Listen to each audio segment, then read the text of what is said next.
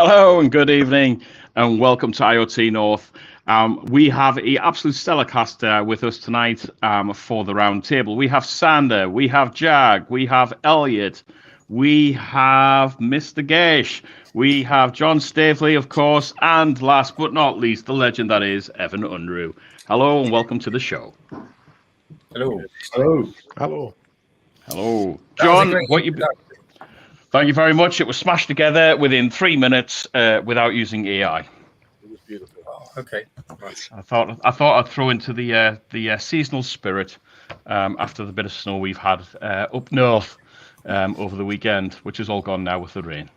John, what you been up to, mate?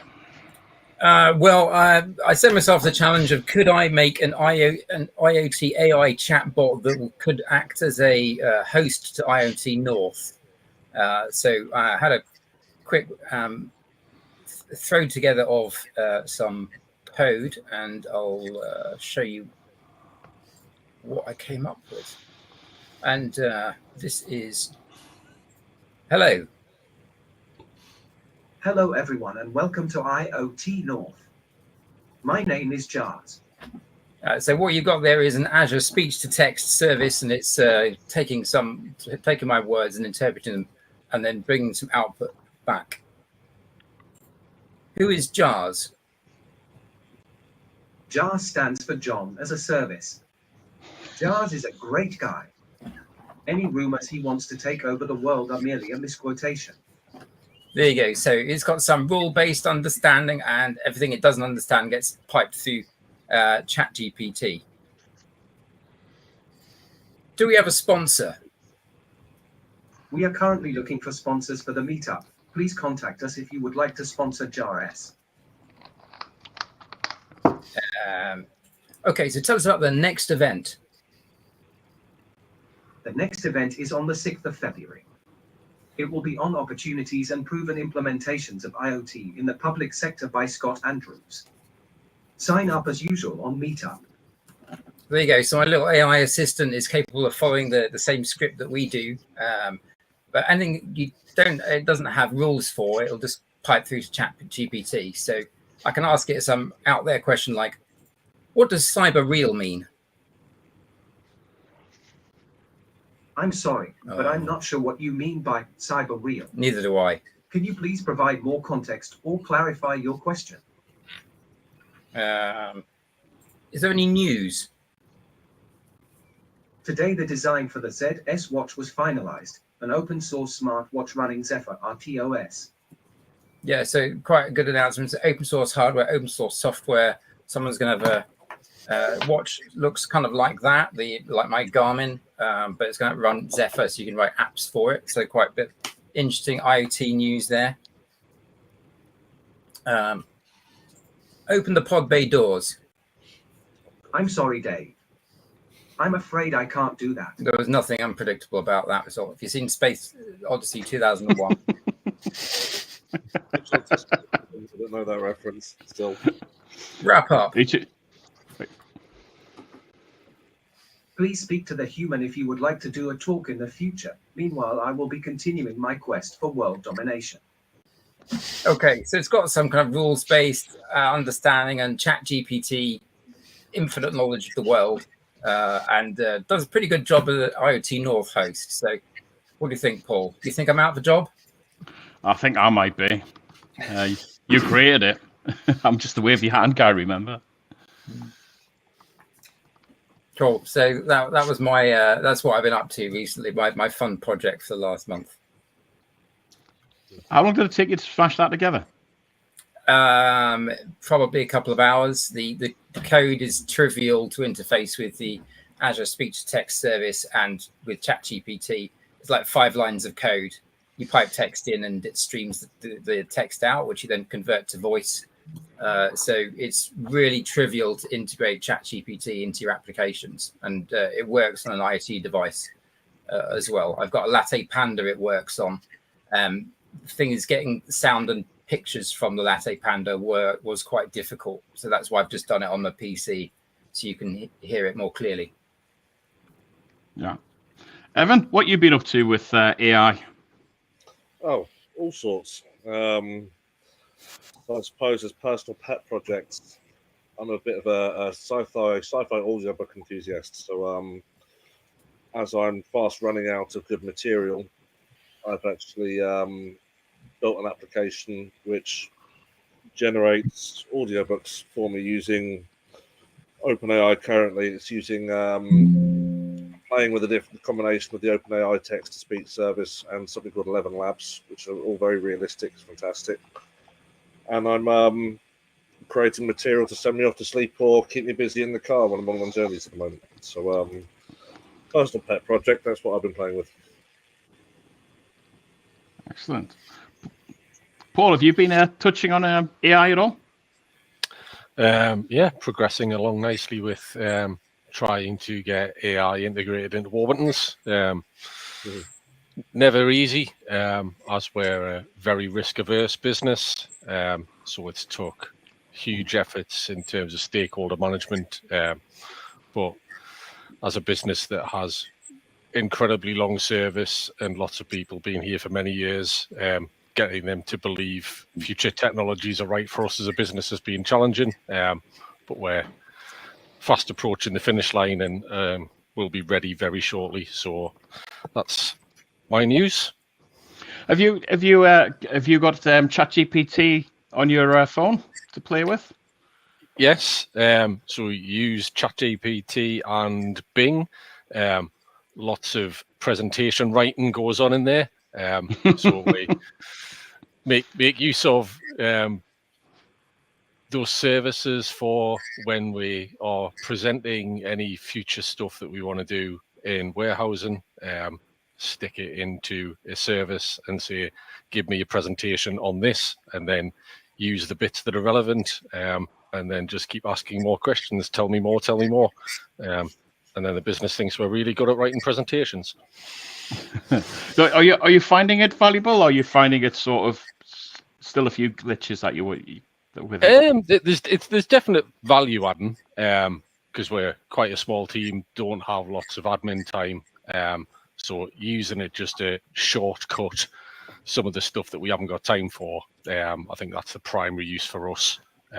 So it's given value. I wouldn't have said that we're using it for its maximum potential, but it's given us a helping hand to get some admin stuff done quicker than we would have normally done it. Yeah. And Jag, you guys use an awful lot of AI, right? So, yes. How are you seeing this year? Yes, we do indeed. In fact, we're an AI-powered IoT solution. How have we seen this year? Well, I think one of the themes that you touched on as part of the roundtable discussion was, are things taking off this year? And I would probably say yes. We've seen a lot more projects applying AI technologies. We're sort of computer vision, so the sheer range of applications for computer vision powered by AI has sort of proliferated this year. Everything from satellite imagery using AI to detect anomalies in satellite imagery, right through to fabric composition using hyperspectral imaging and AI. So yes, lots of. I think this year has been the year of broadening application, Paul. If you see much, with the sort of smart space that you guys were doing when we first started talking a couple of years ago, have you seen more of an evolution of the spaces that you're starting to get asked to help in? Yes, indeed. In fact, that's another theme, which is not just a broad set of applications, but across a much broader set of real-world contexts. We kind of started out with sort of safety and risk management in the transport infrastructure, things like road, rail, metro systems, maritime, etc. We're seeing a lot more logistics, supply chain, warehousing, construction. So yes, very much so. In fact, I think one of the sort of projects that we've got on the go at the moment that's consuming a lot of our time this week is a project that we're doing in a venue, sporting stadiums. So yes, very, very much so. Expansion in terms of sector as well. Excellent. It's great to hear that things are really building up for you guys.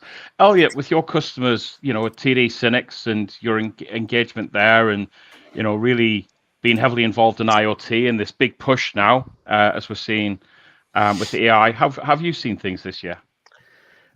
Mixed, really. I think Vision AI has been one of the ones that's been pushed, as Jag mentioned. People have adopted that in a long way, in lots of ways. We've also seen people doing predictive analytics and using AI to do predictive failures more and more. We've had some interesting opportunities and challenges. One was a inflated roof that they wanted to maintain and monitor, just because obviously failure of the roof was going to cause them a whole lot of pain. So there's been a lot of new ways of adapting and using IoT and AI together. And I think it's just people struggle sometimes to understand the ROI and justify the ROI to their boards when they're having the conversations. Has anybody used ChatGPT to pull together that ROI for them? I haven't thought about that. No, I haven't. No, maybe a good one. Sander, great to have you on the show again. What have you been doing in this space? Well, AI is something that I have very smart and bright colleagues for. They're doing the machine learning stuff and AI, the anomaly detection. I'm more of a consumer. As an IoT developer, I provide the solution to deploy AI-related resources. I myself, I'm more of a user with ChatGPT a little bit, the Copilot for Visual Studio, and of course the Microsoft Designer with the pretty pictures of all kinds of topics.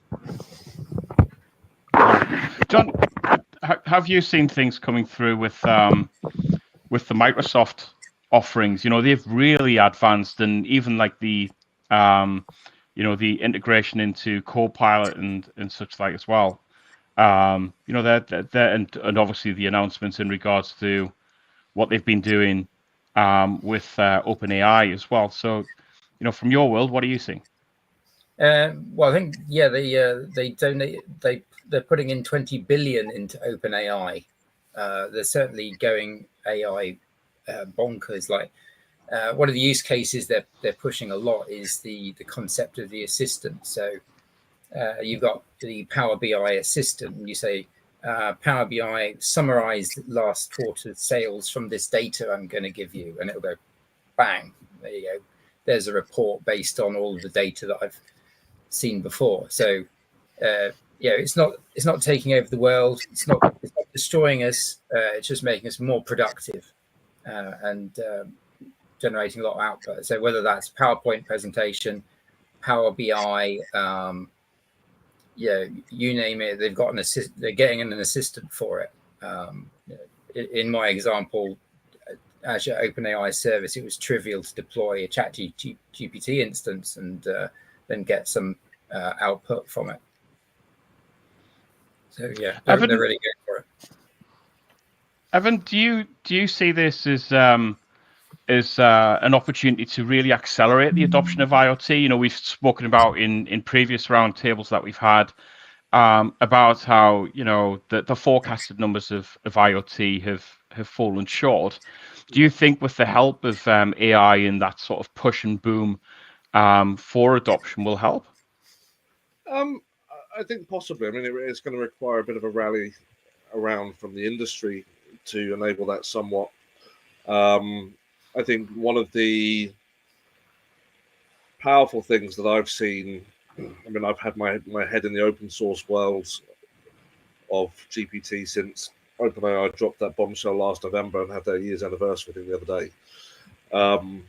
The amount of innovation that is being driven around language models, it's hard to say that it won't have some impact. And also the increasing ability for language models to either inherently deal with numbers or to call upon agents that incorporate functions that can deal with numbers into their responses to add context for us beings that revolve around language. I mean, I think there's every possibility that for those that want a simpler way to draw insight from thousands of nodes, monitoring everything from water pH levels through to air quality or the location of your drivers for a fleet of vehicles in a logistics company. The ability to add contextual language without a high developer lift is a powerful thing. So I'd like to think it would, certainly, but a lot of that is going to rely on both the vendors working with IoT, drawing on that capability and integrating it, and the customers creating a pull for it. Do you think this really pushes forward with the drive of democratization in technology in this space, or do you think that actually the adoption and drive will be more having AI actually do the development and architecture? I mean, it's an interesting one, right? So I've presented around this to a few companies now, and one of the comments I make is that a lot of CIOs 9 months ago were presented with the fact that their 10-year-old child at the breakfast table had a better AI strategy than they did. So, you know, the fact that it was launched into the consumer space, B2C, created this mass awareness of what AI can do. And when you do that, it creates some expectation from buyers. And you know, those buyers of consumers are also buyers of technology in their business lives. So John mentioned agents, and I think it was quite graceful of Microsoft not to completely steal the term co-pilots and to allow it to float out as a sub-segment of LLMs. I think what we will see increasingly, as John talked about with the likes of Power BI, is these co-pilots that sit within the software environments of these ISVs. And these co-pilots will be able to help you build workflows and data pipelines. They'll help you draw insight through natural language requests. They'll help you generate workflows to share data and integrate with other platforms. So I think it will democratize that in some sense without having to have a heavy lift around data scientists within the end customers. Yeah, I'd like to think so.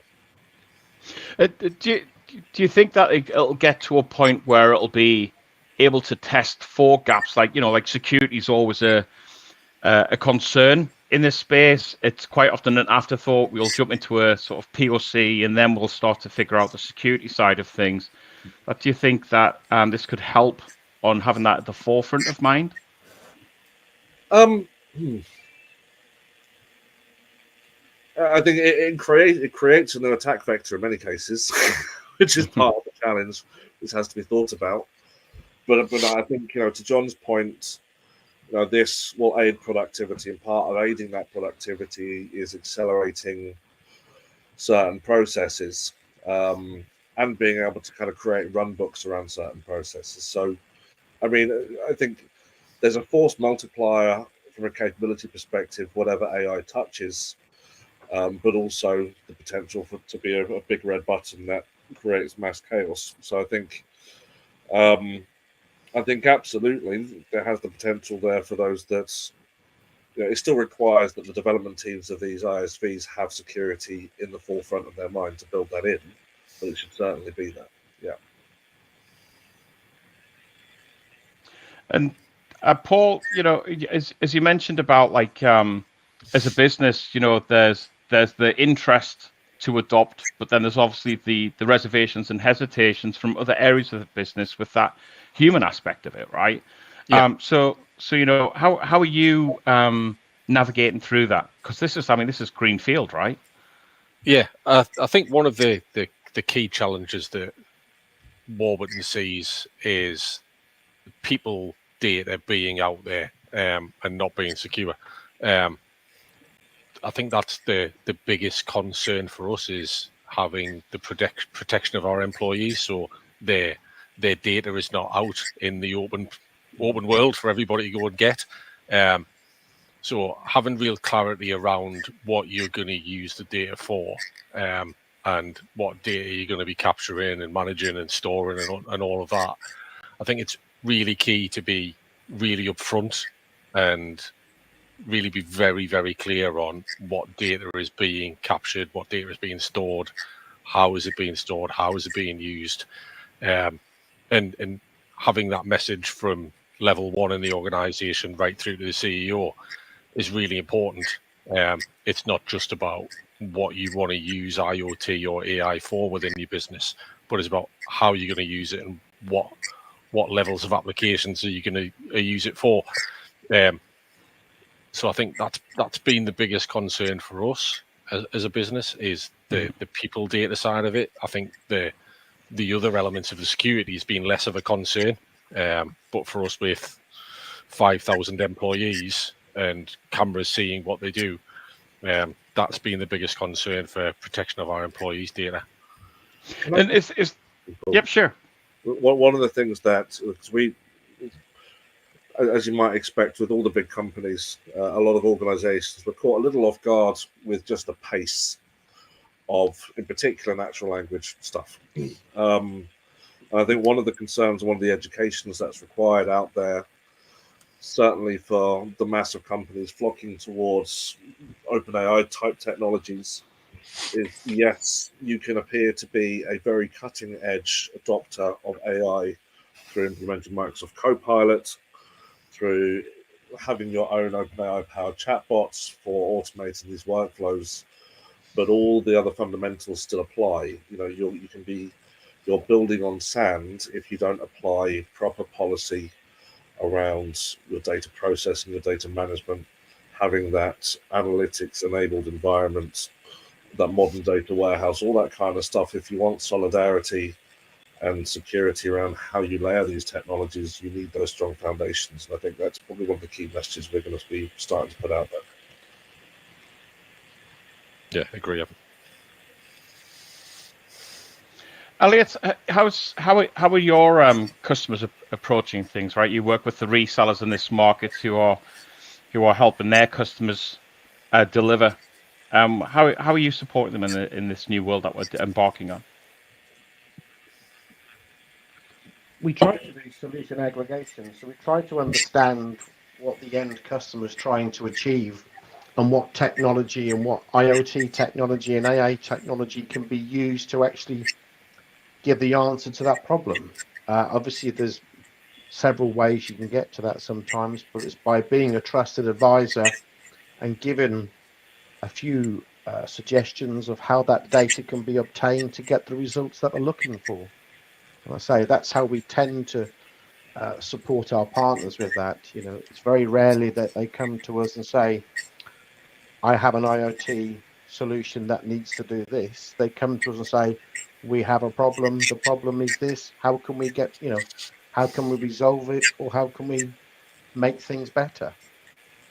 And it's using that technology and aggregating it with service partners and other partners and ISVs and our vendors to come up with an aggregated solution to meet the requirements. Yeah. So this year, what do you think is the big positive that you've seen in changes? I think people are looking at IoT far more. They're not just talking about it. It's not Internet of Talk anymore. It's actually doing the projects, and there's more projects going out there, and people realizing now. I hate the expression POC. To me, it's POV. It's proof of value. We don't need concept anymore. We don't need to prove anything. It can be done. Just understanding that value and getting people to think differently about what's the value worth to them, to understand why the project happens. And that stops a lot of IoT projects failing, which happened in the past, or the remit changed, or it was too broad. But by saying, if I could know that could save me this, or make production more efficient, or make people's lives better. And that's the important thing, is understanding what they're trying to achieve and not second guessing it. Having a widget, I've got a brand new sensor, isn't it exciting? Well, it is if you want it. It's not if you don't really need that sensor. Yeah. But knowing the temperature and the humidity in your fridge or your freezer constantly is more important than there's a solution out there for it. Yeah. So Jack, Jag, with the proof of values, we'll jump onto Elliot's quite right positioning of terms there. With the proof of values that you guys work on, how are you driving to make sure that one, customers are investing in them, and two, getting the best out of them?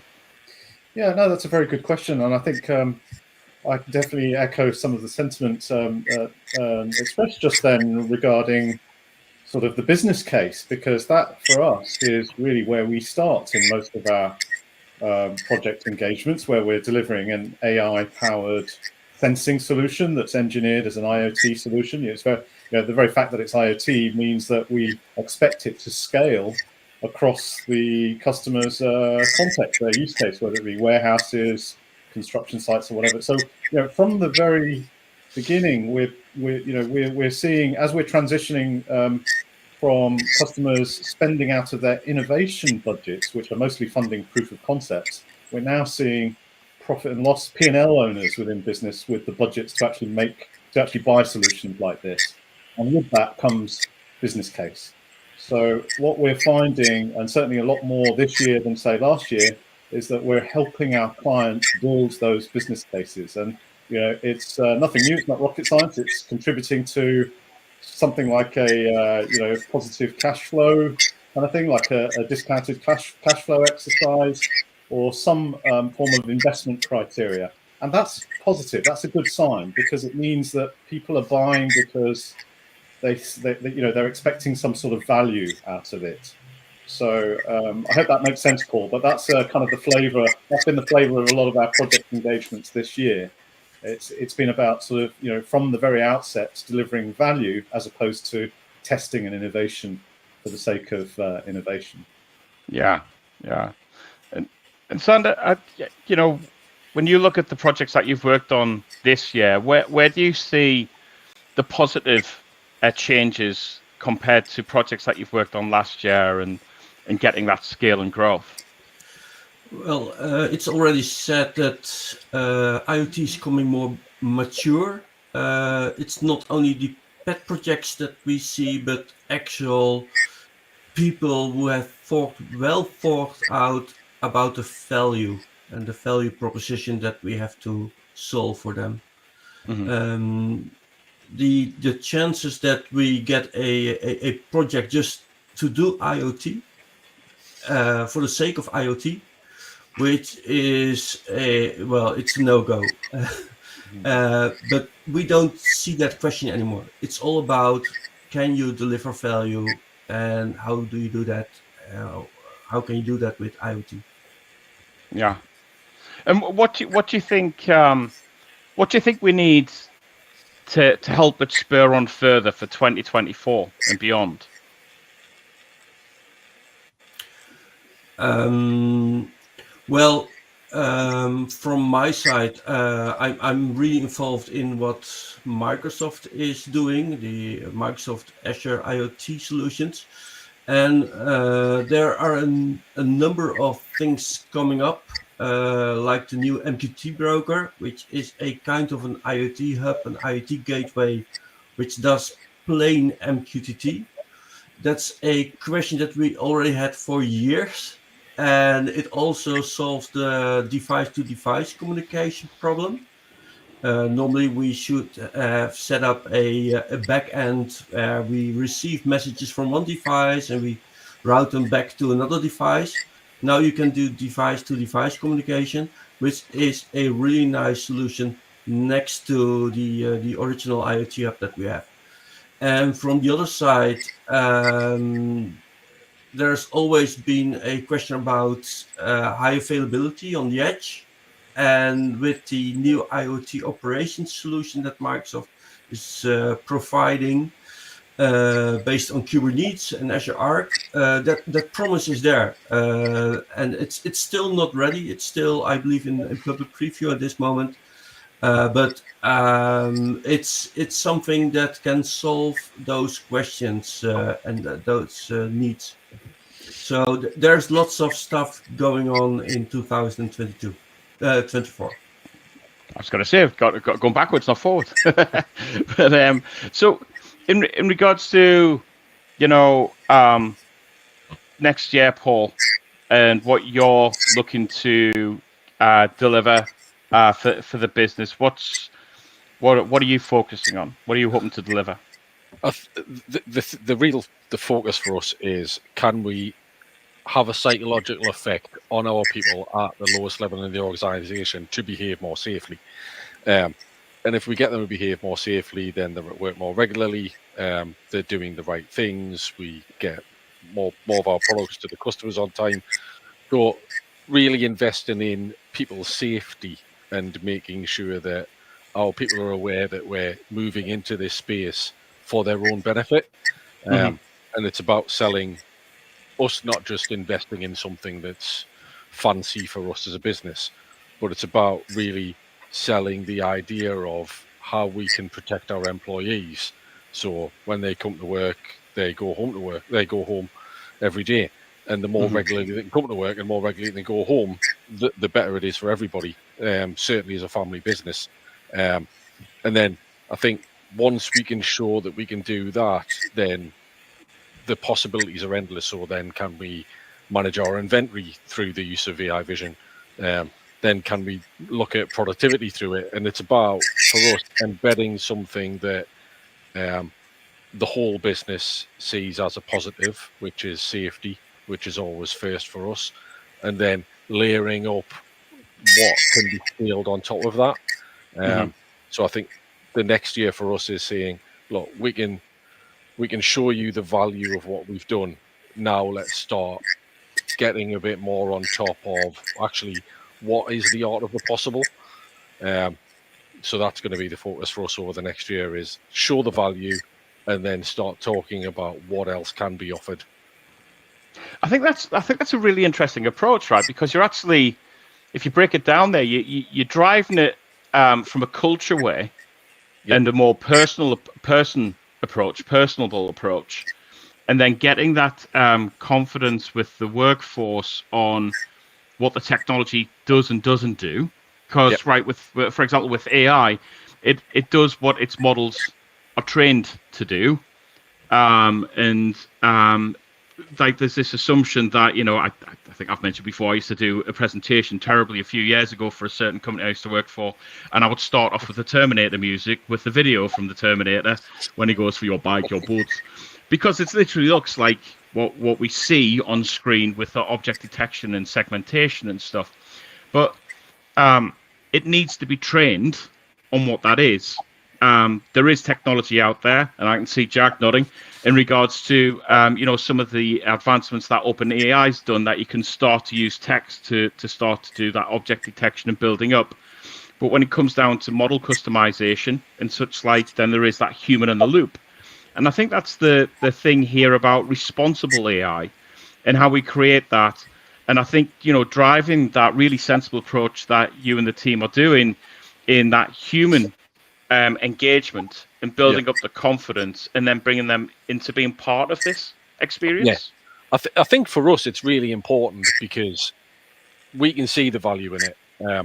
We're fortunate enough to get exposure to businesses and future technology, but our people that work 4 on 4 off 12-hour night shift and put bread out to customers probably don't see some of the technology advances that are there. And if they do see them, they'll see the Terminator side of it, give me your boots, and worry about that. And that's what they're bringing to work. And then we say, oh, we're going to put some AI cameras in the warehouse. And they think what they know. So it's been really important for us to get them to believe that what we want to do is right for them rather than right for the business immediately. Yeah. So it's about them first, not us. Paul, we had a similar experience during COVID, where you could track people and see how close people got to people, therefore you could stop the transmission of COVID, etc. And we did a number of projects with a number of companies, and eventually it was, no, you're just trying to monitor me, see how long I'm spending in the toilet and all the rest of it. So quite a lot of the projects were stopped, because people thought they were being spied upon, as opposed to a safety feature for them. So I think it's an interesting concept, really. We're trying to get people to realize it's for their own benefit, not for the benefit of the company. And ultimately, if it's benefiting them to attend work on a more regular basis, it by nature benefits the business. So if you can reduce absence levels from 1% to 0.8% with 5,000 employees, that's a lot more labour hours you're putting back into the pot that you're not paying sickness for and then paying cover for. So there's definitely a business benefit out of it, just by making people aware that we want them to be safe and come to work with 10 fingers and go home with 10 fingers. Is there an opportunity for building out solutions like this and incorporating gamification to drive the right behaviors in the workplace? I definitely think so. We've light touched on gamification in certain aspects of warehousing. So we have silly usernames for our warehouse pickers. If the green crumpets at the top of the leaderboard, nobody else knows who green crumpets is, but everybody can see that green crumpets is the best warehouse picker today. So there's an element of gamification in the warehouse in terms of productivity. So there's definitely an opportunity to introduce gamification into many areas of the business to get productivity improvements. Absolutely. Yeah.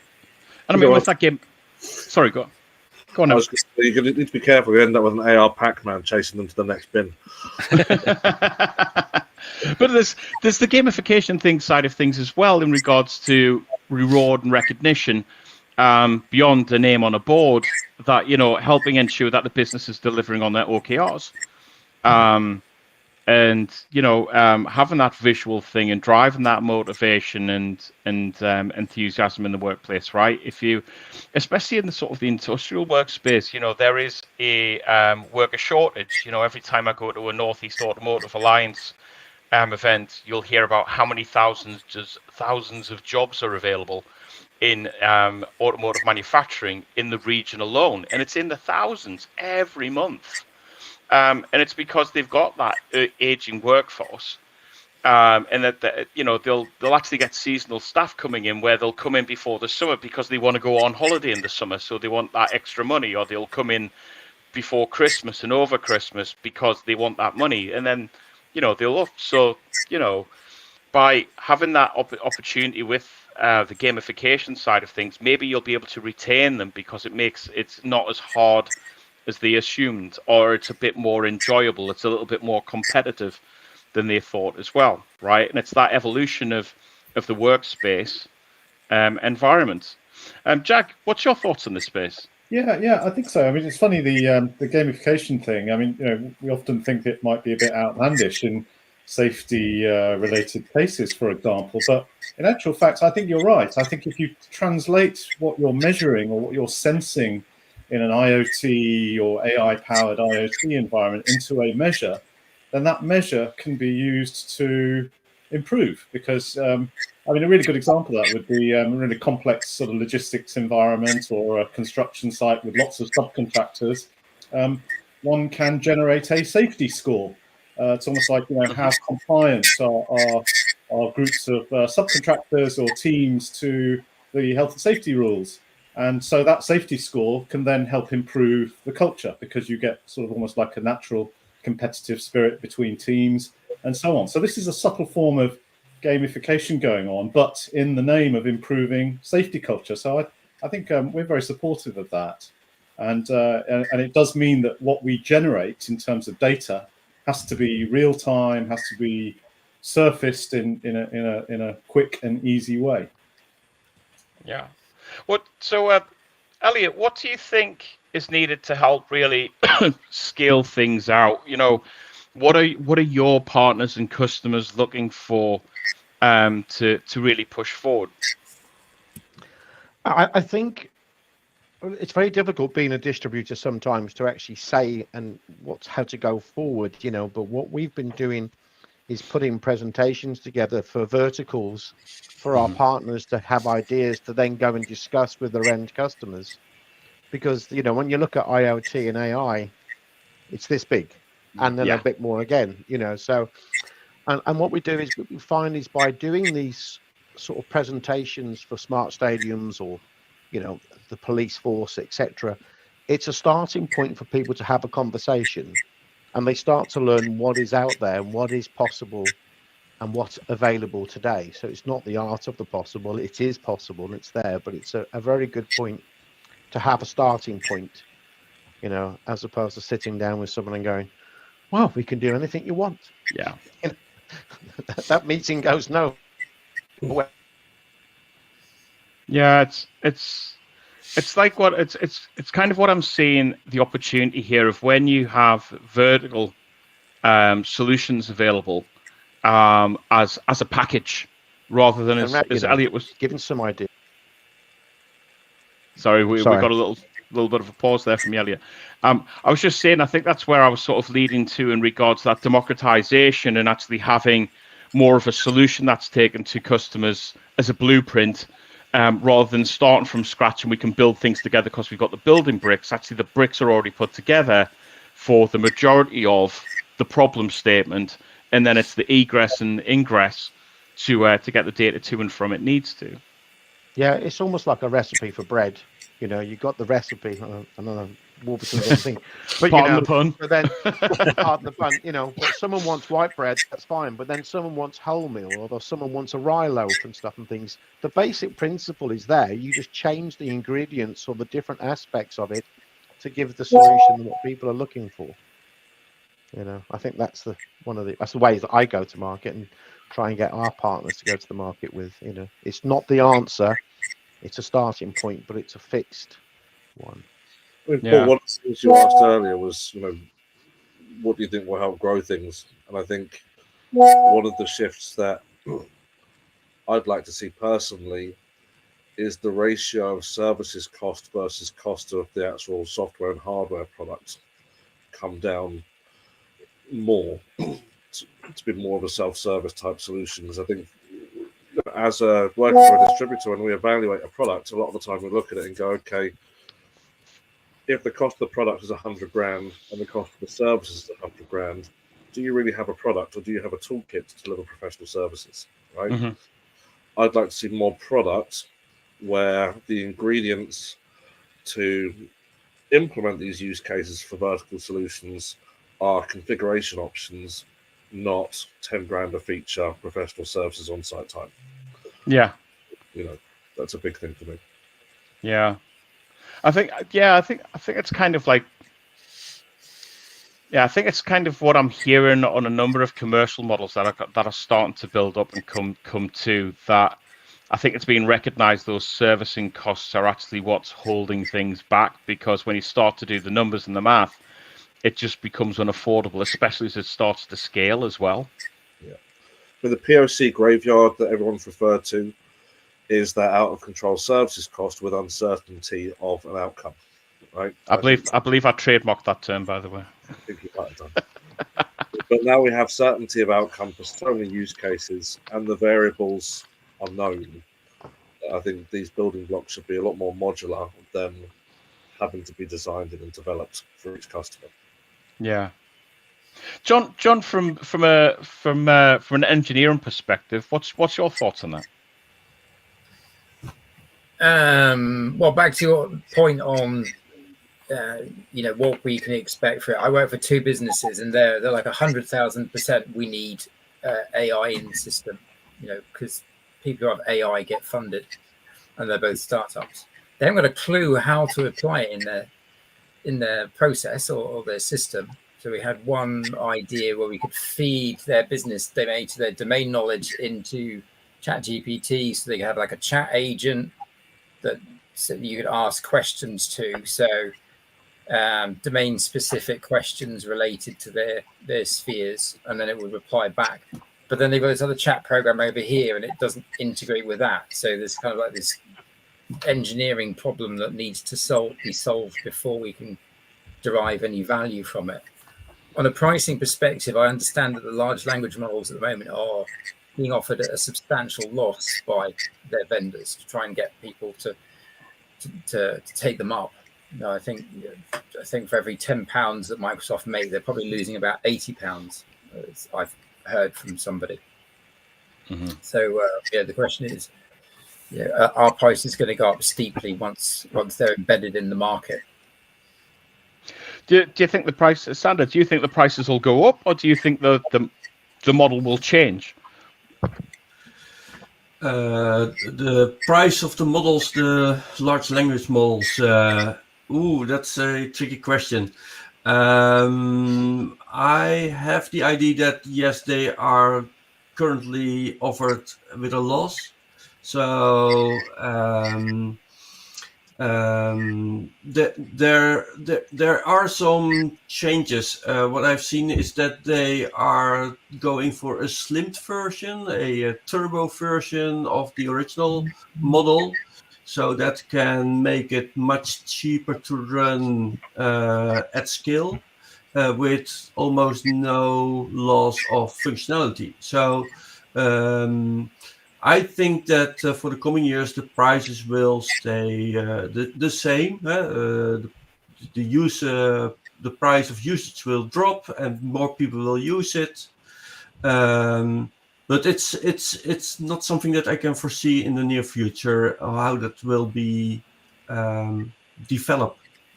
Yeah, Jack, with AI, and with your experience, what's the challenges like in regards to cost? Because like with training, you need that heavy compute, right? You need that strong compute to be able to deliver on that. Yeah. And then with the edge side of things, you can actually go much lighter for that infer and the inference, and there's open source tools and platforms out there that can help with that. So how do you balance the costs with that sort of loop? Because once you've trained a model, you're going to need to retrain the model, right? As we know, there's always that training loop goes on. So how do you manage that and help customers understand that? Well, I think generally customers do understand, at least if they're in the market for solutions like this, they generally do understand that there is a cost associated with adapting the technology to suit their particular environment. And in practical terms, that will mean having to train a new, say, in our case, a new computer vision model, taking data from the client and going through a process of churning that out. So I think in answer to your question, how do we drive down the cost of doing that and make it much more commodity? Well, the simple answer is automation. We're seeing this already in the industry. On the supply side, we're seeing tools that can help us automate the creation of models which perhaps 2-3 years ago would have taken a lot more effort and time and skills and resource. So automation is one. I think just generally benefiting from scale on the supply side, in terms of delivering a sensing solution that's powered by AI. If the more wider we can roll that out, the more margin there is that will fund the R&D. So, I'm not so worried about the long-term sustainability of certainly in our space of this kind of model. I think it will get better, and I think it will come with scale and automation. Yeah. Okay. Well, we're coming to the final 10 minutes of the show. So I'm going to do a bit of a roundtable here and ask you what you're looking forward to for the year. So starting with Elliot, what are you hoping for 2024 in the business world? Oh my goodness! Realistically, not my expectations. Realistically, I really would like Industry 4.0, and I know it's at 5.0, do you know what I mean? But to really take off, I think that we're lagging behind as a country, and we need to do something. And I think there's so much more using IoT and AI that can get us there. And I think that's something I'd like to see more of. Do you know what I mean? Because as you said, there is worker shortages, or shortage of workers rather. And we have the technology that can assist that. But people don't seem to go there and do it. They're just, they're still reliant on cheap labor to resolve it. So sort of like that.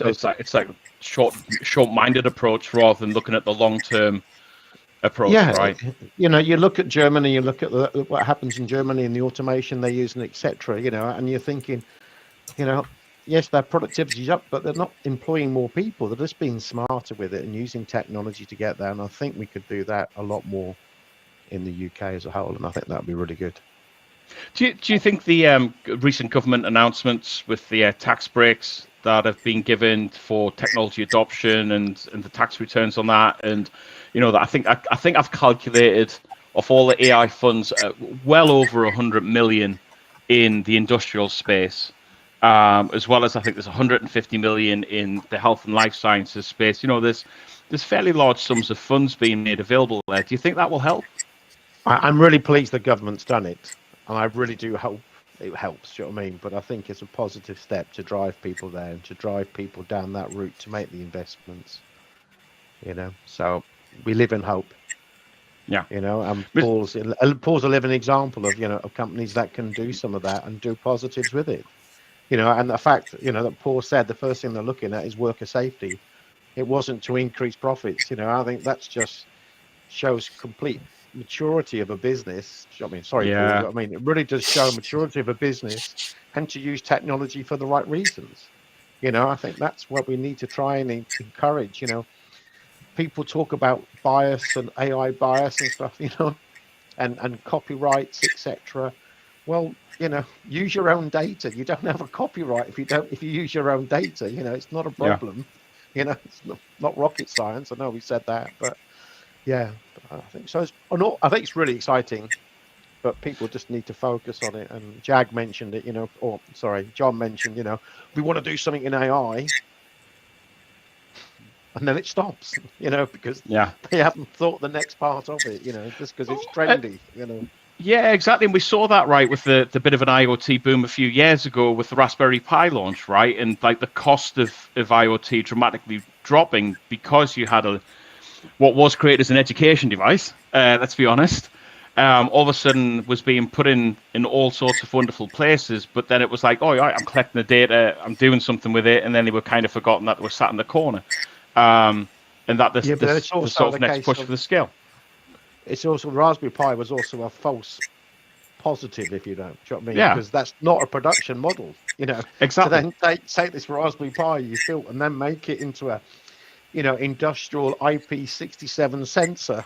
Well, you've got 250,000, just for the plastics, and then you've got the RF testing and all the rest of it. And I think that sometimes there's, maybe ChatGPT is that one that started that. It's a bit of a Raspberry Pi. Do you know what I mean? It's got people thinking about it, but and I think William Fish mentioned on the comment, you've got to set rules in place. Do you know what I mean about this stuff? That's the really key bit. But I think it's really exciting. Do you know what I mean? Yeah. Sorry, I just noticed there. I just managed to get my screen to work properly again. I've just seen William's comment there that it sounds like businesses are blindly applying AI without a problem to be solved. If data security is not directly addressed, data policies should have personal private data covered, so education key. I totally agree, like in regards to education is key here, right? But I also am a huge advocate of get out there, let people try, play with it. I was at a dinner with KPMG and Oracle with local government a few weeks ago here not here in Newcastle because I'm in London this week, but in Newcastle, and I was sat there with a number of local government people, and they were like, oh, everybody's talking about the local government stuff, like, oh, what do you do? And I was like, oh, I work on AI, and then there was sucks of air through the teeth of, oh, and all of a sudden I was like, I got 6 people around the table to download ChatGPT on their phone just to give it a go and see what it was about and actually experience it and play with it, so they could get familiar on understanding that it's about the prompts and the understanding of that. And then the next stage is to think about, well, in the work environment, put that in a private, safe space with your data, which is one of the drives I quite like about what Microsoft's doing, that it's using that data that's held in your OneDrive in your cloud, and it's that business data rather than just being out into the wilderness of all the fake data. Let's be honest. I'm still scorned from Facebook and Cambridge Analytica and everything that created, right? So just being able to evangelize and educate on that, and signing up as a STEM ambassador to really help invigorate that as well. Paul, as Elliot touched on, right? I think your approach as a business and as you and Wayne and the guys who are approaching this, I think it's really commendable. I think it's, as Elliot described it quite rightly so, it's a very mature way of approaching this, rather than just throwing technology into technology's sake to tick a box, of actually thinking about that mature approach of getting people involved. And I think it's one of the things that I quite like about understanding what you've shared with me about the Warburtons culture, that it's about the people as well, right? Yeah. You could quite easily replace people with technology today with robots, but choosing not to jump into that realm and actually trying to, retain that people part of your environment is really key, right? Yeah, absolutely. So people are key to our business. There's many elements of it that we can't automate, and there'll probably be many elements that we should have automated many years ago. But applying a mature approach to what we look at and what we invest in, I think it makes it safe for business. So having a very clear use case makes it feel very safe to us. So improving people's safety is a no-brainer. So let's go for it. Let's go do it. And then getting that confidence of the business to understand the opportunities that are then available to us, because we've got sensing cameras and there's models that can be written to help us in this space and this space.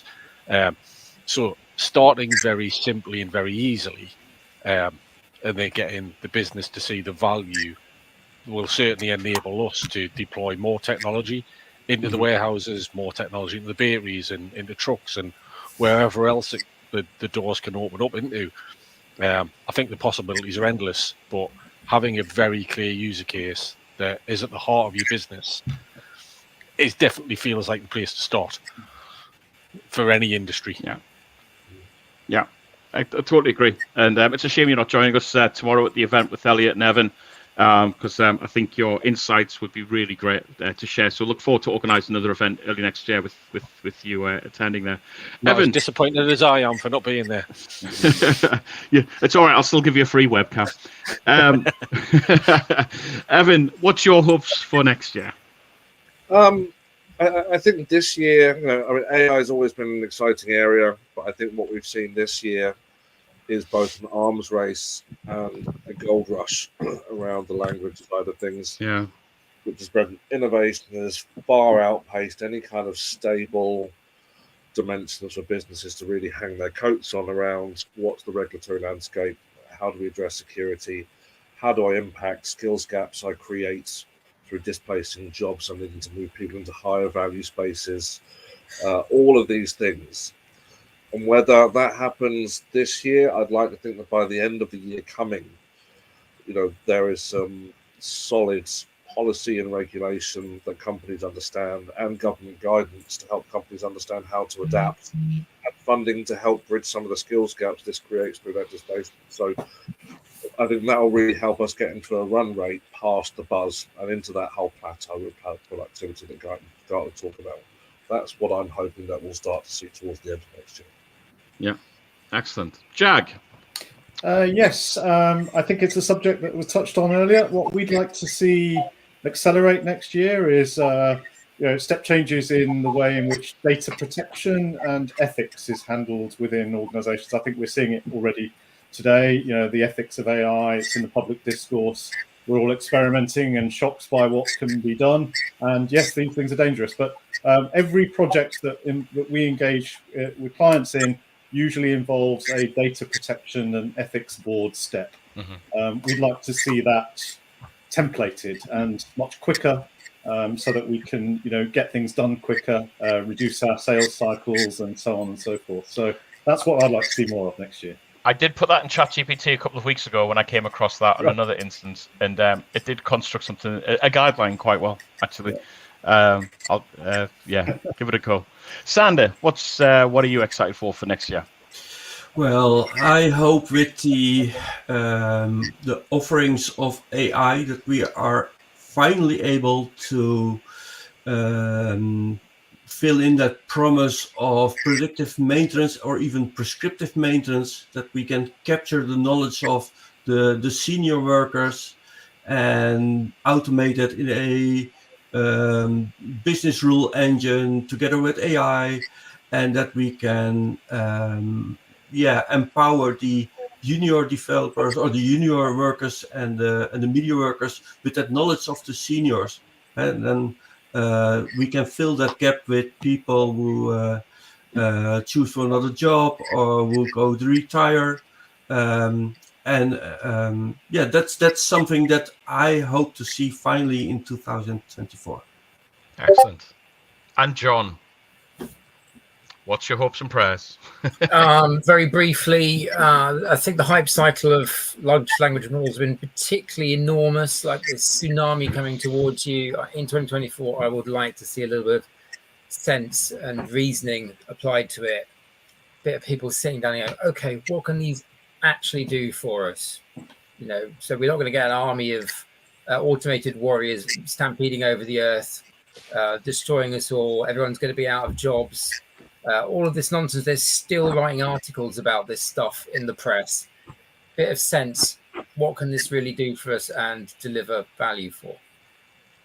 Excellent. Hey, well, that is the end of the show. Thank you very much, John, Sander, Jag, Paul, Elliot, and Evan. It's been an absolute pleasure as always.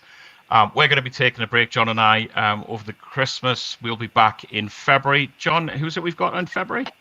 Giles has already announced it, but I can look it up for you again. Opportunities and proven implementations of IoT in the public sector, by Scott Andrews, who's a prolific LinkedIn poster, does a lot of IoT work, particularly on LoRaWAN installations in North Wales. So I think you'll have some really fascinating coalface insights into that IoT landscape. Excellent. And on that, thanks very much, everybody, and good night. Good night.